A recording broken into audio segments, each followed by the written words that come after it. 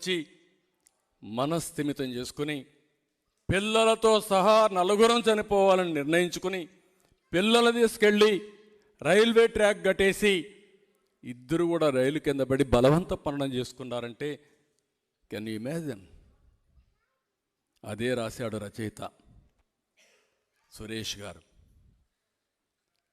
అంటే మనిషి ఎప్పుడు చనిపోతారో మామూలుగా చనిపోతే పర్లేదు, కానీ ఇంత బలవంతపు మరణం కూడా చేసుకోగలిగారంటే ఎంత మెంటల్గా, ఎంత అగని, ఎంత ఆవేదన జరిగిందో మీరు గుర్తుపెట్టుకోవాల్సిన అవసరం ఉంది.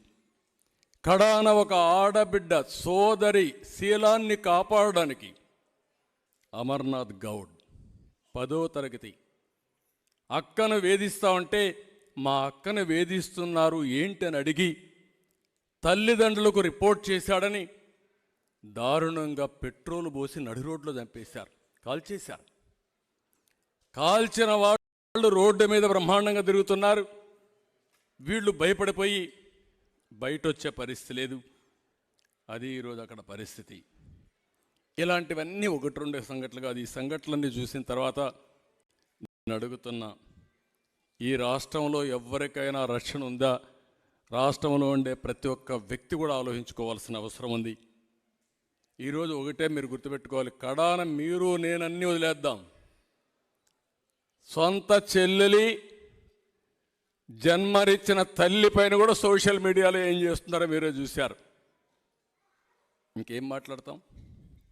ఆ అవమానానికి నేను కూడా గురయ్యా సాక్షాత్తు అసెంబ్లీలో. ఆ రోజు చెప్పా, మళ్ళీ ఇది అసెంబ్లీ కాదు, ఇది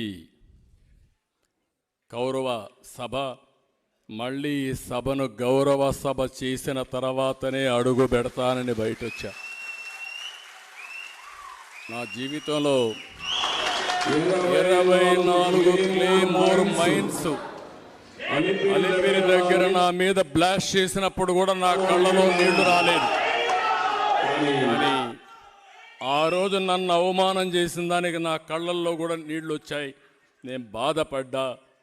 అది నా జీవితంలో మొట్టమొదటిసారిగా బాధపడిన సందర్భం ఏదైనా ఉంటే ప్రాణానికి బాధపడలేదు. కానీ ఈ దుర్మార్గులు చేసిన అవమానానికి నేను కూడా కళ్ళ నీళ్లు పెట్టుకున్నానంటే ఒక్కసారి 5 కోట్ల మంది ప్రజలు ఆలోచించుకోవాల్సిన అవసరం ఉంది. ఎవరికి తప్పలా. సరే, ఇటీవల జరిగిన పరిణామాలు అవన్నీ ఉన్నాయి, అవన్నీ నేను మాట్లాడడం లేదు. ఒక దళిత డ్రైవర్ని ఎమ్మెల్సీ